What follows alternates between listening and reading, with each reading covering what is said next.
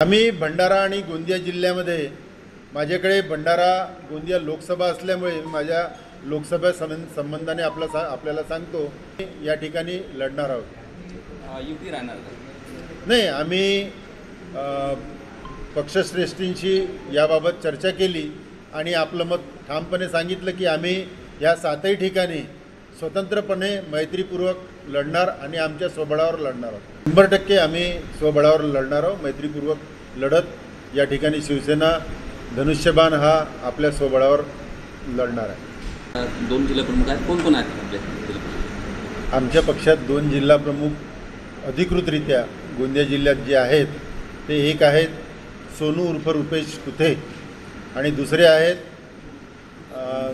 सुरेंद्र नायडू।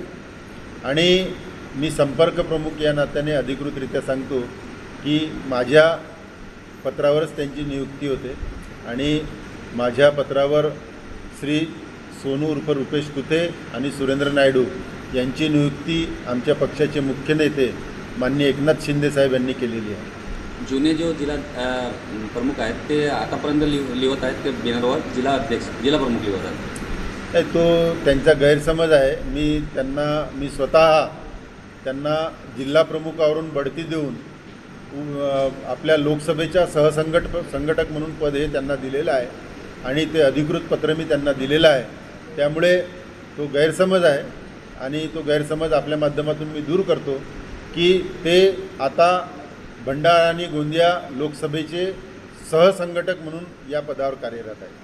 लोकांची ते दिशाभूल करतात जिल्हा प्रमुख या नात्याने, मग येत्या निवडणुकीमध्ये काही फरक पडणार का? कारण की जे होल्डिंग पाहिले शहरामध्ये तर जिल्हा प्रमुखच लिहिलेला आहे। नाही, तो चुकीचा आहे।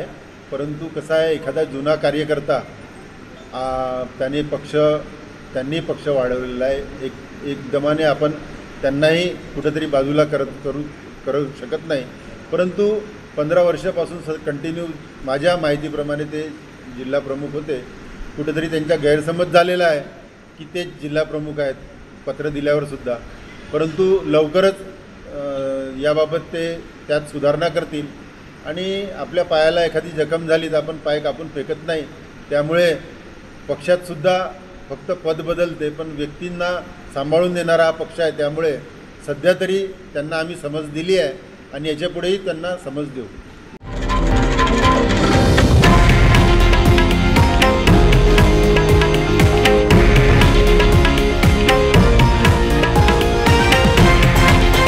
हे आहे देशातील नंबर 1 न्यूज नेटवर्क आणि आपण पाहत आहात TV9 मराठी, एकमेव।